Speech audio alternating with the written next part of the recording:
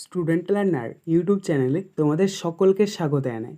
আজ আমাদের আলোচ্য বিষয় চতুর্থ শ্রেণীর ইংরেজি বিষয়ের সেকেন্ড সামেটিভ এক্সাম অর্থাৎ দ্বিতীয় পর্যায়ক্রমিক মূল্যায়নের একটা উত্তর সহ নমুনা প্রশ্নপত্র নিয়ে। ফুল মার্কস তোমাদের থাকবে 20, সময় থাকবে 40 মিনিট। প্রশ্নপত্রটা তোমাদের সেট নাম্বার 3। সরাসরি স্ক্রিনে তোমরা উত্তর সহ নমুনা প্রশ্নপত্রটা দেখতে পাচ্ছ। 1. Read the passage carefully and answer the question. অর্থাৎ এখানে তোমাদেরকে একটা প্যাসেজ দিয়ে দেওয়া হয়েছে, এই প্যাসেজটাকে ভালো করে পড়ে নিতে হবে এবং নিচে যে প্রশ্নগুলো থাকবে সেই প্রশ্নগুলোর উত্তর এই প্যাসেজ থেকে খুঁজে নিয়ে লিখতে হবে। The tiger paused, he gave the brothers a cold look. The brothers were afraid, but they kept their cool. They stood like statues. The tiger ambled away. Relieved at last, they filled their sacks with dry wood.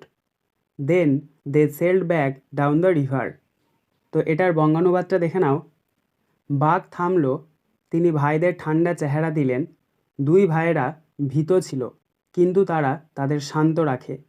তারা মূর্তির মতো দাঁড়িয়েছিল। বাঘ চলে গেল শেষ পর্যন্ত। তারা শুকনো কাঠ দিয়ে তাদের বস্তা ভর্তি করেছিল। তারপর তারা নদীতে ফিরে গেল। A. Answer the following question. 2 plus 1 plus 1 is equal to 4. A. Why did the tiger amble away? অর্থাৎ বাঘটি কেন দূরে সরে গেল? Answer. The brothers did not challenge the tiger. They kept their cool and stood like statues. So the tiger ambled away.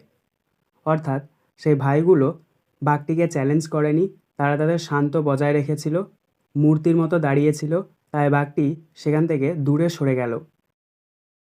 B. Write the similar meaning of paused. অর্থাৎ বিরাম দেওয়া এর অনুরূপ অর্থ লেখো। Answer. Stop for a while. C. Make a meaningful sentence with the words sucks. Answer. Sucks. I went to the garden with empty sacks to collect some fruits. অর্থাৎ আমি খালি বস্তা নিয়ে বাগানে গিয়েছিলাম কিছু ফল সংগ্রহ করার জন্য। 2. Write T for true and F for false statements in the given boxes. 1 into 4 equal to 4. অর্থাৎ বাক্যটি সত্য হলে তোমাদেরকে টি লিখতে হবে এবং মিথ্যা হলে এফ লিখতে হবে। দেখো, প্রথম রয়েছে a soldier fights for his country. অর্থাৎ একটা সৈনিক তার দেশের জন্য লড়াই করে, এটি হবে সত্য, তাই এখানে আমরা টি লিখেছি। B. Nasir pulled Apu to the playground. অর্থাৎ নাসির অপুকে খেলার মাঠে টেনে নিয়ে গিয়েছিল, এটি হবে মিথ্যা, তাই এখানে আমরা এফ লিখেছি। C. The river beyond Basanti is called the Matla.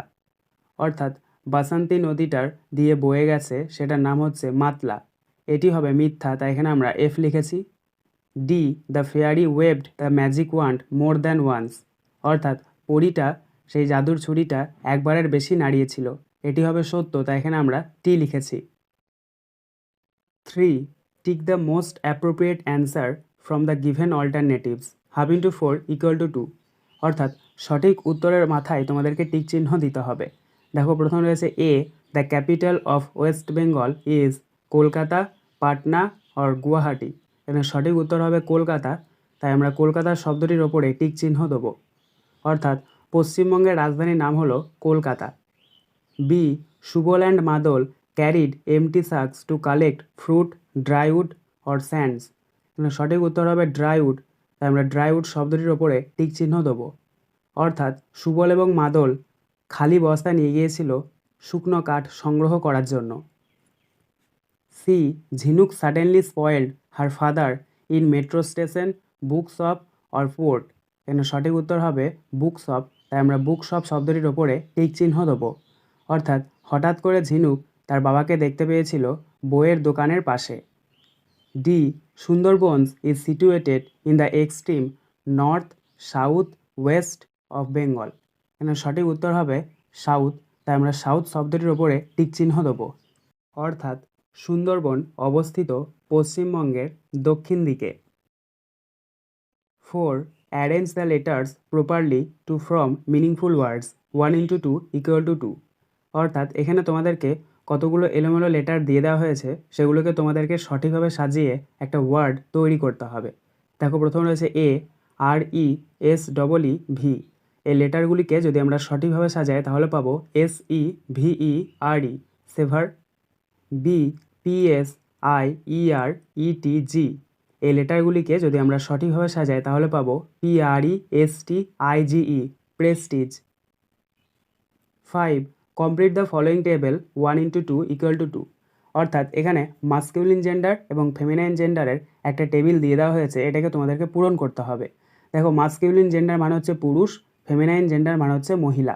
তো প্রথমে মাস্কিউলিন জেন্ডারের নিচে দেওয়া রয়েছে SON সন অর্থাৎ পুত্র। এটার ফেমিনাইন জেন্ডার আমরা লিখব DAUGHTER ডটার অর্থাৎ কন্যা। তারপর ওটা দেখো, ফেমিনাইন জেন্ডারে দেওয়া রয়েছে BEE অর্থাৎ মৌমাছি। এটার মাস্কিউলিন জেন্ডারে আমরা লিখব DRONE drone. 6. Underline the adverbs in the following sentence 1/4 = 2। অর্থাৎ এখানে তোমাদেরকে কতগুলো বাক্য দিয়ে দেওয়া হয়েছে, সে বাক্যগুলোর মধ্যে যেটা অ্যাডভার্ব সেটাকে নিচে তোমাদেরকে দাগ দিতে হবে। দেখো, প্রথমে রয়েছে the wind is blowing gentle. এই বাক্যটির মধ্যে অ্যাডভার্ব হচ্ছে জেন্টেল, তাই আমরা জেন্টেল শব্দটার নিচে দাগ দেবো। We should always cross the road carefully. এই বাক্যটির মধ্যে অ্যাডভার্ব হচ্ছে কেয়ারফুলি, তাই আমরা কেয়ারফুলি নিচে দাগ দেবো। He ran quickly to the bus stop. এই বাক্যটির মধ্যে অ্যাডভার্বটি হচ্ছে কুইকলি, তাই আমরা কুইকলি শব্দটির নিচে দাগ দেবো। গ্র্যান্ডমাস হেয়ার ইজ গ্রে। এই বাক্যটির মধ্যে অ্যাডভার্বটি হচ্ছে গ্রে, তাই আমরা গ্রে শব্দটির নিচে দাগ দেবো। 7. Right 5 sentence about any one freedom fighters who had fought for India's independence. প্রশ্নের মান 4। অর্থাৎ 5টা বাক্য লিখতে হবে ফ্রিডম ফাইটার সম্পর্কে। তো এটার অ্যান্সারটা দেখে নাও। প্রথমে তোমরা ওপরে হেডিং করবে নেতাজি সুভাষচন্দ্র বোস। 1 নম্বর দিয়ে লিখবে Netaji Subhas Chandra Bose was a great freedom fighters. 2 নম্বর দিয়ে লিখবে he was born in 1897 at Cuttack in Odisha. 3 নম্বর দিয়ে লিখবে he was the organizer of Azad Hind Fauj. 4 নম্বর দিয়ে লিখবে Netaji Subhas Chandra was elected president of the Indian National Congress in 1937 and 1938। 5 নম্বর দিয়ে লিখবে he was the founder of forward bloc. আজকের আলোচনা পর্বটি এখানেই শেষ হলো। আশা করি ভিডিওটি তোমাদের ভালো লেগেছে। যদি ভালো লাগে একটা করে লাইক করে দিও। সবশেষে তোমাদের কাছে একটাই অনুরোধ, যারা এখনও পর্যন্ত আমাদের চ্যানেলটিকে সাবস্ক্রাইব করে উঠতে পারোনি তারা চ্যানেলটিকে সাবস্ক্রাইব করে পাশে থাকা নোটিফিকেশন বেলকে অল প্রেস করে নিও এই ধরনের নতুন নতুন ভিডিও পাওয়ার জন্য।